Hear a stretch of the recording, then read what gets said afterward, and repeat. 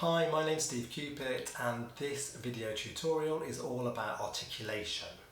It's inspired, or my approach in this tutorial is inspired by Moyse and his 24 Little Melodic Studies with variations.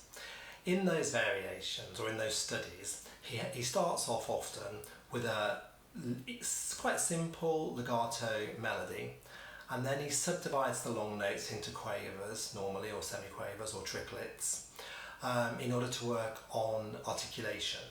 And one of the things that's really important in those studies is that there are lots of repeated notes. So when we're articulating repeated notes, we want those articulations to project outwards. We want the audience to be able to hear each individual note being articulated. And one of the problems when we're repeating the same note is that they sort of merge into each other and they're not, it sounds like one long note. So that's one issue.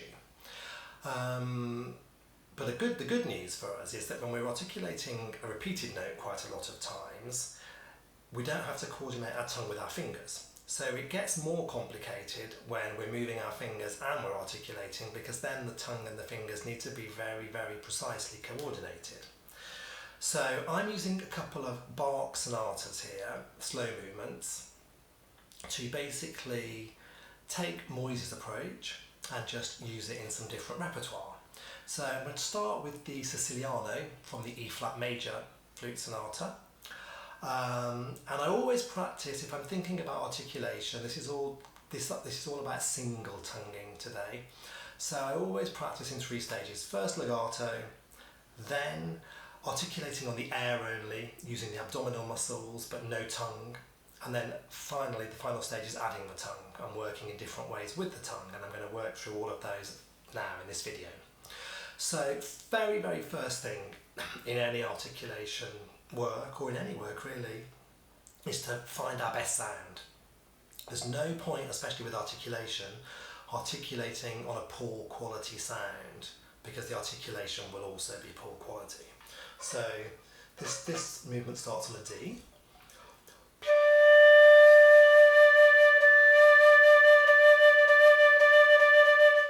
So I really want to find a D that's centered, that's really got a core.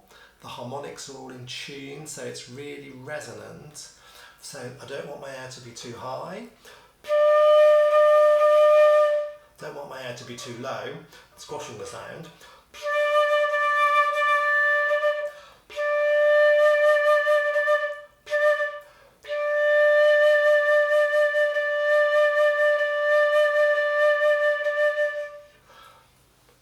There are lots of ways to find that best sound, and I've talked about those in other videos. Once you've got your best sound, play a line or two legato.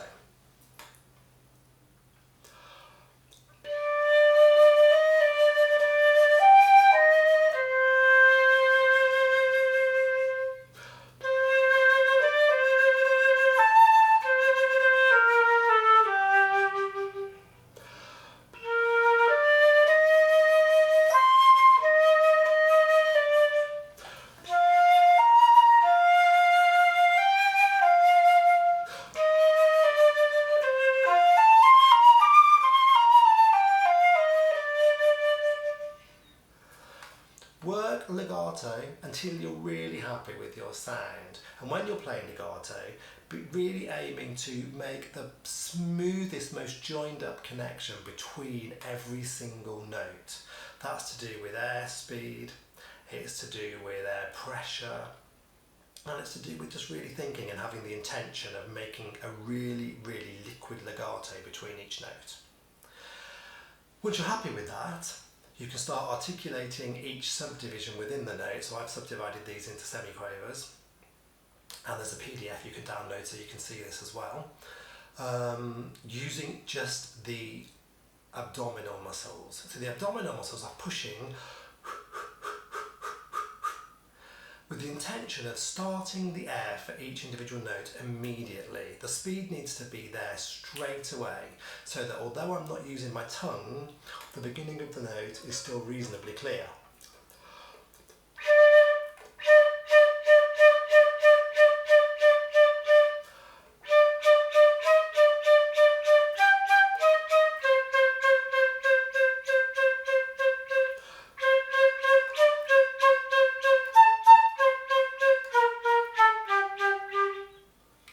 no tongue, just the abdominal muscles. I'm trying to make sure as best I can that every single individual note is really resonant and really well centered. Once I'm happy with that, it might also be worth saying if this way of working is new to you, it's quite tiring. You have to sort of build up strength in the abdominal muscles so that they can really sort of kickstart the air straight away. The speed needs to be immediate.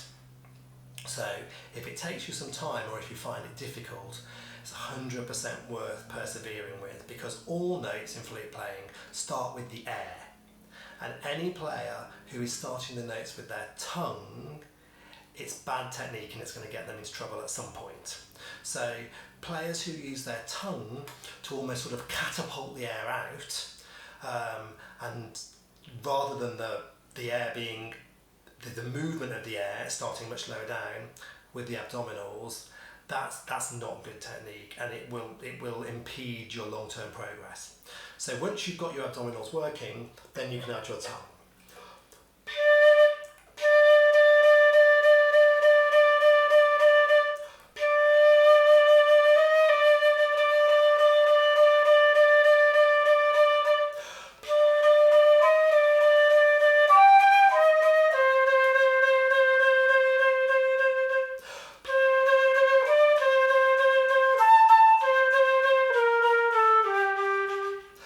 This exercise, I'm trying to keep my air moving all the time. No stopping and starting of the air, no gaps between the air. And I normally practice with my tongue in two different positions. One position is articulating on the top lip. So the tip of my tongue is tonguing on the top lip as if I'm blowing a speck of dust off the top lip, quite gently, and that gives a slightly softer start to the note, for me at least. You'll have to try it out and see if it's the same for you. Or with the tip of my tongue on the gum line where the teeth and the gum join, and that for me tends to give a slightly brighter articulation. So here it is on the gum line.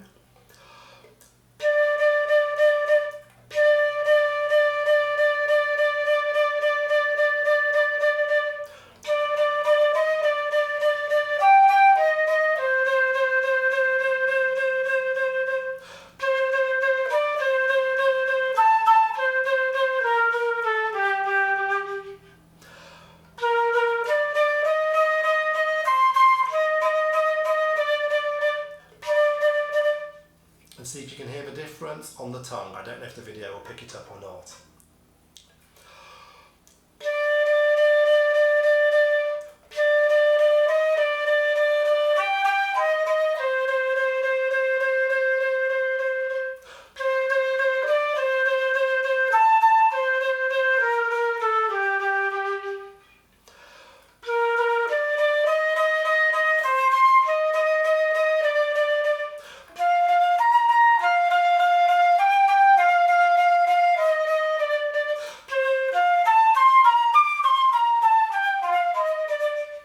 The end now, where every note is different, the coordination of the tongue and the fingers is really important.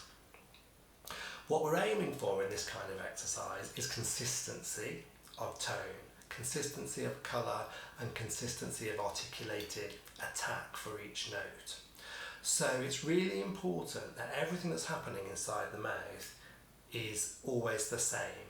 Our tongue is always striking in the same place with the minimum amount of tongue movement possible. Some people talk about the tongue retracting a little bit. Some people talk about the tongue going up and down a little bit.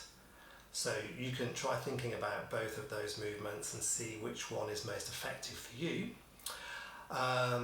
And the position of the tongue and the shape of the resonating cavity inside the mouth needs to be really consistent. So you can think possibly about articulating on different vowel shapes. So you can think D D D D D D D, do do do do do do do, da da da da da da da, do do do do do do do. Different shapes, but being consistent.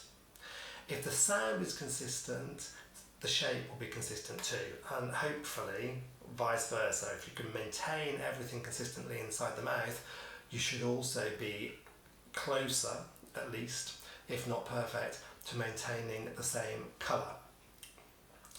So that's all for this video. If you haven't explored Moyse's 24 Little Melodic Studies before, I would advise you do it. They're excellent. They look simple, but they are in fact very tricky. And then you can use some of the ideas that I've given you here in your own practice. And most slow Bach sonatas with long notes you can use this approach with. So be patient, it does take time to get good articulation, and always make sure you're articulating on your best sound. Good luck!